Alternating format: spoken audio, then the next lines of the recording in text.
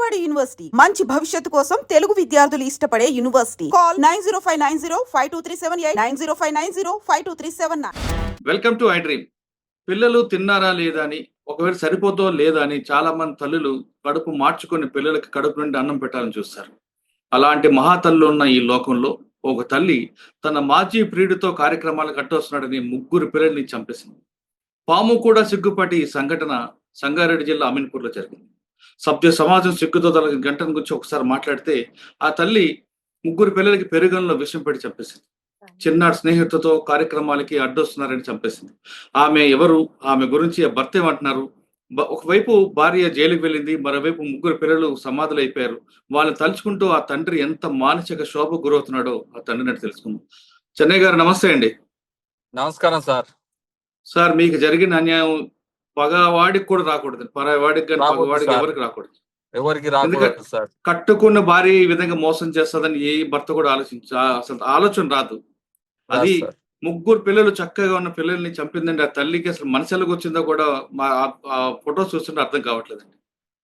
ఇంత దారుణంగా తల్లులు ప్రవర్తి, ఎందుకంటే చిన్నపిల్లలు తల్లులు అంటే మన అందరికీ అన్నం పెట్టి పెంచిన మహాతల్లులు, ఇటువంటి వాళ్ళు కూడా ఉంటారా అనేది కూడా ఆశ్చర్యపడుతుంది. సార్, ఒకసారి మీకు ఆ అమ్మాయికి ఎలా పరిచయమైంది? అసలు మధ్యలో ఆ వ్యక్తి ఎవరు? ఆ రోజు ఏం జరిగింది చెప్పండి ఒకసారి. నాకు పెళ్లి అయి 13 ఏళ్ళు అయిపోయింది సార్. 13 ఏళ్ళ నుంచి రాని ఆడు శివకుమార్ అనేటోడు గెట్ టుగెదర్ పార్టీ పెట్టుకున్న పార్టీలో పోయింది మా భార్య. 10th క్లాస్ బ్యాచ్ అంట, నాకు తెలియదు సార్. ఆ 10th క్లాస్ బ్యాచ్ అని పోయి గెట్ టుగెదర్కి పోయి వచ్చిన తర్వాత మా భార్య పిల్లలను కొడుతుండేది సార్. బాగా కొడుతుంటే ఒక్కోసారి 2 సార్లు మందు ఇచ్చాను. తర్వాత పిల్లలకి ఇంత చేస్తుందని నేను అనుకోలేదు సార్, కళలో కూడా. ఎందుకంటే పిల్లలు ఎందుకు కొట్టడం? ఏ స్కూల్కి వెళ్తుందని అనుకున్నా సార్. స్కూల్కి ప్రైమరీ స్కూల్లో టీచర్ గా పనిచేసేది. పిల్లలతో ఏగలేక వచ్చి ఇంటికి వచ్చి పిల్లలను కొడుతున్నా అనుకున్నా, కానీ ఆమె కోపం ఏంటి మీద చూపించేది, మా పిల్లల మీద చూపించింది. అంటే ఎప్పుడైనా చెప్పిందా శివకుమార్ గురించి మీతో? చెప్పలేదు సార్, నాకు చెప్పలేదు. అంటే మరి మీకు అనుమానం ఎందుకు వచ్చింది? ఫోను మాట్లాడుతున్నది, ఇంట్లో మాట్లాడుతుండే. నాకు అనుమానం వచ్చింది. ఫోన్ మాట్లాడితే ఎవరు అంటే మా డి మేడం అని చెప్తుండేది సార్ నాకు. ఆ స్కూల్ టీచరు పేరెంట్స్ వాళ్ళు మాట్లాడతారు కదా, వాళ్ళే అని అనుకున్నా నేను. ఇది ఇంట్లో మోసం చేస్తుందని నేను అనుకోలేదు సార్, కలలో కూడా అనుకోలేదు నేను. ఆయన ఎప్పుడైనా శివకుమార్ మీ ఇంటికి వచ్చాడా? నాకు తెలుసు సార్, వచ్చింది, నేను చూడండి ఎట్లా చెప్పాలి సార్. ఆ రోజు ఏం జరిగిందండి పిల్లలు? సార్ నేను చూడలేదు, డైలీ వర్క్ గా పనికి పోయి వచ్చాను సార్. నైట్ 9 గంటలకు నా పెద్ద బాబు నాతో మాట్లాడాడు సార్. అమ్మాయి మాట్లాడింది. తిన్నవా నాన్న అంటే తిన్న డాడీ అని మా పెద్ద అబ్బాయి చెప్పాడు. మా మమ్మీ కూడా తినలే అమ్మ, నీరసంగా ఉంది నాకు డాడీ అన్నది. అంటే అమ్మ మరి హాస్పిటల్కి వెళ్ళొద్దా రజిత, నీవు హాస్పిటల్ కన్నా చూపియవా అని నేను అడిగాను మా భార్య. అంటే నాకు ఒక కాలన చేయొచ్చు కదా నువ్వు అంటే, ఏం కాదు లే, పెరుగు తాగుతుంది మంచిగా అవుతుంది లే, ఏం కాదు అప్పుడప్పుడు ఇట్లే చేస్తుంది కదా అని అన్నది. సరే రేపు చందనార్ వెళ్ళి హాస్పిటల్ చూపి విష్ణువర్ధన్ దగ్గర అని చెప్పి మా భార్యతో చెప్పాను. నేను బయటికి వెళ్ళాను. అంటే ఓ ట్యాంకర్ చందనార్ ట్యాంకర్ ఆర్డర్ ఉన్నది. ఆ ట్యాంకర్ ఆర్డర్ వేయడానికి చందనగర్ వెళ్ళాను. చందనగర్ వెళ్ళినా ఆ ట్యాంకర్ కాల్ చేసి వచ్చిన తర్వాత మా భార్య 11:22 నిమిషాలు అయింది సార్ నేను ఇంటికి వచ్చే వరకు. ఆ 11:22 నిమిషాలకు డోర్ కొట్టే మా భార్య డోర్ తీసేది. నేను ఇంట్లోకి వెళ్ళాను, పండుకున్నాం సార్, నిద్రలోకి వెళ్ళాను నేను కూడా. మా భార్య పండుకుంటున్నా అన్నది. సరేలే నువ్వు పండుకో, నేను పండుకుంటా అని పండుకున్నాం సార్. ఆ తర్వాత 2:30 ప్రాంతానికి, ఒక 2:30 ప్రాంతంలో మా భార్య గొంతుబాయ అని అటు ఇటు కాలు కొట్టుకుంది సార్. కాళ్ళు జరపడము, చేతులు అక్కడ వేయడం ఇక్కడ వేయడం చేసే వరకు నాకు భయమైంది సార్. భయమయ్యి అమ్మాయిని తీసుకెళ్దామని పక్కింటిలోనూ వాళ్ళని ఇక్కడ పిలిచాను సార్. పక్కన వాళ్ళని గేట్లు కొట్టి వాళ్ళని పిలిచే వరకు వాళ్ళు జర కొద్దిగా లేట్ అయింది సార్ లేచే వరకు. ఆ టైం 2:30 అయి ఉంటుంది సార్. ఆ టైం వరకు వాళ్ళకు చూస్తే మా అమ్మాయి ఇట్లా చేస్తుందని ఆ అబ్బాయి ఇంట్లోకి వెళ్ళి బయటికి వెళ్తే మా అబ్బాయిని లేపనీకి పోయాను సార్. మా అబ్బాయి లేపనీకి పోతే మా పెద్ద అబ్బాయి లేస్తలేడని పోయి లేపితే మా పెద్ద అబ్బాయి చనిపోయి ఉన్నాడు సార్. అయ్యో! చనిపోయి ఉన్నాడు. ఆ చిన్న అబ్బాయిని పట్టుకొని చూశాను సార్. చిన్న అబ్బాయి ఆ! కూడా చనిపోయే ఉన్నాడు సార్. నా అయ్యో! దగ్గర మా ఇద్దరి మధ్యలో వండుకున్న మధుప్రియ కూడా చనిపోయే ఉన్నది సార్. ఏమి హ్మ్. తోయక దిక్కు తెలవక పక్కింటోళ్ళు నాల నీళ్ళని అరిసి తీసుకొని ఆ అమ్మాయిని ఈమె సావు బతుకులో ఉన్నదని ఈ అమ్మాయిని బ్రతికియండి అని చెప్పాను సార్. హ్మ్. ఆళ్ళు ఏదో ప్రైజని తీసుకుర్రు. ఏం తీసుకున్నారో నాకు తెలియదు కదా సార్. వీళ్ళు అవును. ముగ్గురు చనిపోయారంటే ఈమె కూడా చనిపోతే ఎక్కడ నా మీదకు నేరం వస్తదో అని నేను ఈమెను బ్రతికియండి కాలు మొక్కి ఏలు మొక్కుతంటే ఆళ్ళు పక్కనోళ్ళొచ్చి కాలరేసుకుపోయారు సార్. హ్మ్. హాస్పిటల్‌కెళ్ళాము. ప్రైవేట్ హాస్పిటల్‌కెళ్ళాం. ఆ ప్రైవేట్ హాస్పిటల్‌లో చేసినాం. ట్రీట్మెంట్ జరిగిన 15 నిమిషాల్లో ఆమె స్పృహలోకొచ్చి మాట్లాడింది సార్ నాతో. హ్మ్. ఆ 15 నిమిషాల్లో మాట్లాడితే "ఏం తిన్నావు రజిత" అని "పెరుగన్నమే తిన్నా. పిల్లలు ఎట్లుండ్రు" అని అడుగుతుంది సార్ నా భార్య. హ్మ్. పిల్లలు పిల్లలు ఏడున్నారు సార్ పిల్లలు అప్పటికే ఎప్పుడో చనిపోయిర్రు. హ్మ్. ఇంక నేనేం చెప్పలే పండుకున్నారని చెప్పాను సార్ నా భార్యకు గూడా. అయ్యో! ఆ! ఆ! ఆమెకెప్పుడు అప్పుడు ఆ తెలిసింది? డాక్టర్ గారు ఏమన్నారంటే, ఆమెకి హ్మ్. ఏ విషయం చెప్పకుండి ఆమె మళ్ళీ లేపోతే మందు పాయిజన్ తీసుకున్నట్టుంది. కోమాలోకెళ్ళిపోవచ్చు. నువ్వు ఏ హ్మ్. విషయం చెప్పకని అని డాక్టర్ గారు చెప్పారు. నేనేం విషయం చెప్పలేదు సార్. ఎట్లుంది హ్మ్. పానం ఎట్లుంది అని అడిగిన అంతవరకే అడిగి, నాకు హ్మ్. మంచిగా అయింది. పిల్లలు ఎట్లుండ్రు అని అడిగింది.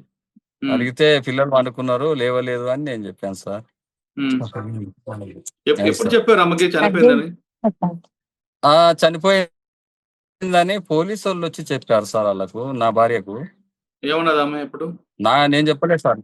నా నన్ను పోలీసోళ్ళు తీసుకెళ్లారు సార్ అప్పుడు. పిల్లలకు ఇసమిచ్చిన తండ్రి అని నన్ను తీసుకొని పోలీసోళ్ళు తీసుకెళ్లారు. హ్మ్.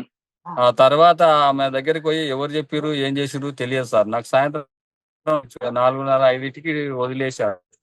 ఆ! నన్నడిగారు. అడిగితే నేను చెప్పాను సమాధానాలు. సార్ ఇది పరిస్థితి ఇది అని చెప్పాను సార్లకు. ఆ ఆ! సారు అప్పుడు తీసుకొని అక్కడ ఎవరున్నారు ఏందని ఫోను డాటా తీసుకొని నాకు చేశారు హ్మ్. సారు. మీ పిల్లలను పెట్టుకోపో బాబు అని తోలిచ్చేసి. తర్వాత మీరు భార్యతో మాట్లాడారా? హాస్పిటల్‌కెళ్ళి మాట్లాడాను సార్. ఆ! మాట్లాడితే "రజిత ఎంత పని చేసినావు? పిల్లలని ఏం పాపం చేసినావు? నేనేం పాపం చేసినా? రజిత పిల్లలని ఎందుకు చంపినావు? నన్ను చంపేదుండే గదా!" అంటే ఒక్క మాట మాట్లాడదు సార్. కంట్లకెళ్ళి నీళ్లెళ్ళలేదు సార్. నా బాధ దిగమింగుకొని నేను బయటికొచ్చేసాను సార్. నేను ఆడికి "సార్ చివరి చూపు సార్ బయటికి పంపియండి" అని ఆ ఎస్ఐ గారికి చెప్పాను సార్. ఎస్ఐ మేడం ఉంటే ఆ మేడంకి చెప్పాను. "మేడం మీరు చివరి చూపు మేడం ఈ ఒక్కసారి చూడనియండి సార్ మా భార్యనని" అంటే లేదు వద్దు" అని పంపించేయలేదు సార్ నా భార్యను. అంటే చనిపోయిన పిల్లల్ని కూడా చూడలేదా ఆమె? చూడలేదు సార్ చనిపోయిన పిల్లలు. చనిపోయింది చూడలేదు సార్. ఆమెనే చంపిందా? ఎవరు చంపింది నాకు తెలియదు సార్ మరది. అసలు విషయం. ఎట్లా హ్మ్. చంపింది గూడా నాకు తెలియదు సార్ మరది. పోలీసులేం చెప్పారు మీకు?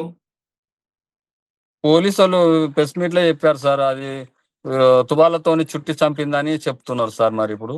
అప్పుడు హ్మ్. ఫస్ట్‌లోనేమో మందు అన్నారు సార్. మందు గాదు తుపాకులతోని చుట్టి చంపిందని చెప్తున్నారు. కానీ ఆమెలో అసలు ఏమాత్రం బాధ అని కనిపించట్లేదా?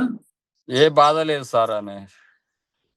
సరే ఒకవైపు చిన్న క చిన్న కుటుంబంలో మీరు ముగ్గురు పిల్లలతో చక్కగున్న మీకు, ముగ్గురు అవును పిల్లలు సార్. కోల్పోయారు. భార్య జైలుకెళ్ళింది. ఇప్పుడు మీ పరిస్థితి అవును ఎలాగుందండి? సార్. నా పరిస్థితి గూడా ఏం లేదు సార్. నాకు రోజు సిరంజి బాటిల్ ఎక్కిచ్చిన దాకా నేనైతే ఉండలేకపోతున్నా సార్. ఇప్పుడే ఇంతకు ముందే హాస్పిటల్‌కెళ్ళి ఇప్పుడే వచ్చా. ఆ ముగ్గురు పిల్లల్లో మీకు బాగా పిల్లలు ఇష్టపడి ఆ ముగ్గురిని చూసుకోలేకపోయినా సార్ నేను అంతా. సార్? ముగ్గురు పిల్లల్లో మీకు బాగా ఇష్టపడ్డదెవరు? ముగ్గురు పిల్లలు ఎవరు మీకు బాగా ఇష్టం? నాకు అమ్మాయి బాగా చదివేది. సార్ హ్మ్. అమ్మాయి బాగా చదివేది. అది ముగ్గురు నా పిల్లలే గాని చదువు బాగా చదివితే ఆ! చాలా ఇష్టపడేది. మంచిగా చదివేది. నేను చెప్పిన పని కాదనకపోయేది. ఆ! అమ్మాయి మంచిగా ఉండేది సార్ నాకు. హ్మ్. నాకు ఆడపిల్లలు ఏ ఆడపిల్ల అయినా నాకు చాలా ఇష్టం, గౌరవం ఉండేది సార్ నాకు ఆడపిల్లలంటే. మగపిల్లలకు అంటే ఇగ ఆడపిల్లలే ఎక్కువ ఇష్టపడేది. ఏ ఆడపిల్ల అయినా సరే.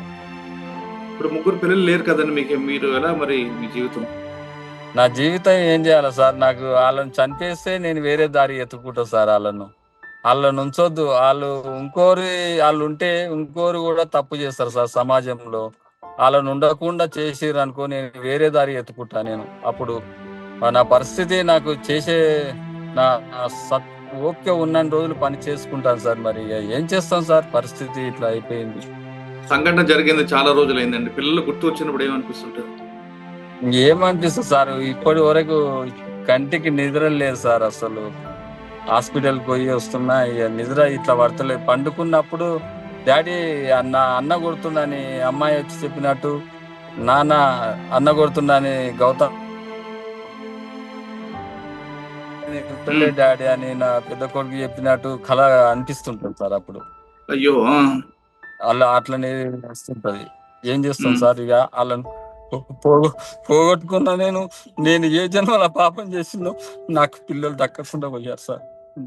ఆ అమ్మాయి చంపకుండా ఉన్నది సార్, నన్ను చంపేది ఉన్నది సార్. నేను చంపినా నాకు బాధ లేకపో సార్. నా వంశం నిలవాడు, నా పిల్లలు తింటారు, నా సంపాదన అని నాకు కూడా తృప్తి పోతుండే సార్. నాకు నేను ఏ చంపడం ఎందుకండి? జన్మలో చంపడం కాకుండా చేసిన నాకు ఇష్టం, నీతో ఇష్టం లేదని చెప్పి వెళ్ళిపోవచ్చు కదా ఆవిడ, పిల్లల్ని తీసుకొని. వెళ్ళిపోయినా నేను నా ముగ్గురు పిల్లలు నన్ను మంచిగా బతికించుకుంటుండే సార్. 5th క్లాస్ చదివేటోళ్ళకి ల్యాప్టాప్ తెచ్చిచ్చిన సార్ నేను నా పిల్లలకు. ఉమ్, నేను పిల్లలకి ఏనాడు తక్కువ లేదు సార్. నేను సాయంత్రం డ్యూటీ దిగి వచ్చేటప్పుడు ఇంటికి ఏదో ఒక పండు ఏదో ఒకటి తీసుకొని వచ్చేది సార్. నా పెద్ద ఉమ్. అబ్బాయి అయితే అన్ని పుచ్చకాయలేదే అంటుండేది. మా చిన్న అబ్బాయి ఏమో నాకు అరటి పండ్లు అని మా చిన్న అబ్బాయి చెప్తుండేది. మా అమ్మాయి ఏమో దోశదే అని చెప్తుండేది. ఉమ్. నేను ఏదో ఒకటి పట్టుకొని ఐటెం తెచ్చి నా పిల్లలకి ఇస్తుంటా సార్. నేను పిల్లలు పుట్టినరోజు అంతా ఎప్పుడండి?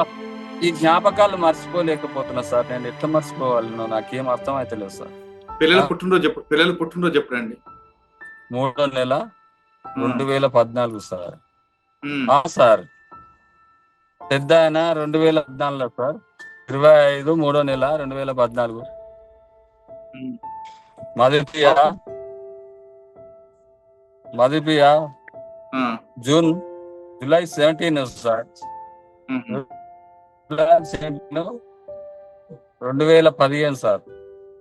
చెన్నై గారు, మీ ఆస్తి కూడా పేపర్లో కూడా మీ ఆస్తికి గౌతమ్ సంబంధించిన 2017 సార్. ఆ, సార్ మా భార్య పేరు మీదే ఆస్తి, 2 ప్లాట్లు ఆస్తి మా భార్య పేరు మీదే ఉన్నది. 2 ఎకరాల పొలం ఉన్నది. ఆ డాక్యుమెంట్లు అన్ని తీసుకొని పోయింది. ఎప్పుడు తీసుకెళ్ళిపోయారు ఆవిడ? సార్ ఎప్పుడు తీసుకెళ్ళిపోయారు ఆవిడ? ఎప్పుడు తీసుకెళ్ళింది తెలియదు సార్ నాకు.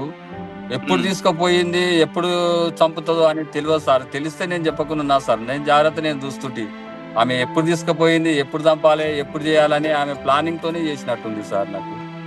సార్, ఇప్పుడు మీ భార్య తప్పు చేసింది, జైలుకి వెళ్ళారు ఆవిడ. మీరు ఇప్పటికైనా ఆమె క్షమిస్తారా, లేదు క్షమించారా? సార్ ఎందుకు సార్ ఉంది సార్ ఆడ. ఎవరు తప్పు చెయ్యదు, వాళ్ళని చూసి ఇంకోటి తప్పు చేయకూడదు సార్. ఒక కుటుంబం ఖరాబ్. నా పచ్చడి కుటుంబంలో ఆ శివకుమార్ గారు వచ్చి నిప్పులు పెట్టినప్పుడు వాళ్ళని ఉంచొద్దు సార్.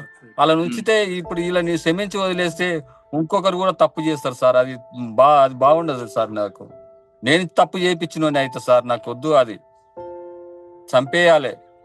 కాదు, ఆవిడ తప్పు అయినా క్షమించారు, మీ దగ్గరకు వచ్చారనుకోండి, తన తప్పు తెలుసుకొని. అవును సార్. ఆమె తప్పు తెలుసుకొని మీ దగ్గరకు వస్తే మీరు ఒప్పుకుంటారా? ఒప్పుకోను సార్. ఎట్లా ఒప్పుకుంటా సార్? నేను ఎట్లా ఒప్పుకుంటా సార్? నా ప్రాణమన్నా తీసుకుంటా కానీ నేను ఒప్పుకోను సార్. నాకు అవసరం లేదు సార్. ఫైనల్ గా ఏం చేస్తున్నారు? రోజు పొద్దున్న చేంజ్ సార్. చేస్తున్నారు? నువ్వు వెళ్ళిపోయి సార్ ఏం చేస్తున్నావు సార్? ఇప్పుడైతే ఏం లేదు, రోజు హాస్పిటల్ పోయి వచ్చి పండుకుంటున్నా అంతే. ఏముంది, ఇంత తింటా కొద్దిగా. ఇవ్వ సార్, చూడండి సార్, నాకు ఇప్పుడే వచ్చిన. పిల్లలు గుర్తుకొచ్చినప్పుడు ఏం చేస్తున్నారండి? హాస్పిటల్కి వెళ్ళి వచ్చిన. కాదు చెన్నై గారు, పిల్లలు గుర్తుకొచ్చినప్పుడు ఏం చేస్తుంటారు? ఏం చేస్తున్నాం సార్? 10 మంది ఉన్న దగ్గరికి వెళ్ళి 10 మంది దగ్గర ఉన్నప్పుడు ఆడ పోయి కూర్చుంటున్నా సార్. వాళ్ళ దగ్గర లేదు, ఎవరు లేకపోతే ఇంట్లో వండుకొని ఏడుస్తున్నా సార్. నా బాధ ఎవరికి చెప్పుకోవాలి సార్? నా మీలాంటి బాధ ఎవరు రాకూడదు సార్. నీ శత్రువు అయినా రాకూడదు. నాలాంటి బాధ ఎవరికి రాకూడదు. భూమి మీద ఉన్న వాళ్ళకు నా కష్టం ఇంకోనికి రాకుండా చూడండి సార్. ప్రయత్నం చేయండి సార్. సార్, ఫైనల్ గా మీ డిమాండ్ ఏంటండి? అలా ఉంచొద్దు సార్. అలా నుంచితే ఇంకో ఫ్యూచర్ ఇంకోటి తప్పు చేస్తారు సార్. తప్పు చేయొద్దంటే అలా నుంచొద్దు. అటు పచ్చని సంసారంలో నిప్పు పెట్టి ఆ శివకుమార్ అనేటోడు వచ్చి నా ముగ్గురు పిల్లలను చంపేసే స్థాయికి తీసుకెళ్ళాడంటే అట్లోటలు ఉంటే ఎంత లేకుంటే ఎంత సార్? చంపేయాలి సార్, ఉండొద్దు. తన పచ్చని కాపురంలో నిప్పులు పోసిన శివకుమార్ లాంటి వ్యక్తి పట్ల చాలా కఠినంగా వ్యవహరించాలంటున్నారు చెన్నై గారు. ముగ్గురు పిల్లలతో చక్కగా ఉన్న నా కుటుంబంలో అవును సార్. అతను రావడం బట్టే ఇటువంటి ప్రమాదం వచ్చింది. ఇప్పటికైనా సరే తన భార్యకి మాత్రం ఏ మాత్రం క్షమించినట్టు చెన్నై చెప్తున్నారు. ఇటువంటి కష్టం ఎవరికీ రాకూడదు. సాధారణంగా తల్లి దగ్గర ఉన్నామంటే చాలా సేఫ్ గా ఉన్నాం, భద్రతగా ఉన్నాం అనుకుంటాం, కానీ ఇటువంటి తల్లులు కూడా ఉంటారా అనేది ఈ లోకంలో మనం రచిత లాంటి వాళ్ళు చూస్తే కనిపిస్తుంది. ప్రతి తల్లి కూడా తన కడుపును కట్టుకొని పిల్లలకి అన్నం పెట్టే అటువంటి మహాతల్లున్న ఈ లోకంలో పావం కూడా సిగ్గుపడే విధంగా ప్రవర్తించే రజిత లాంటి వాళ్ళు ఉన్నారని కూడా మనకు అర్థమవుతుంది. ఇది చెన్నై గారితో వ్యక్తులు తింటారు. వచ్చే వారం మరో విషయాలు మళ్ళీ కలుద్దాం. నమస్తే అండి చెన్నై గారు, మీ ఆరోగ్యం జాగ్రత్త. సరే సార్.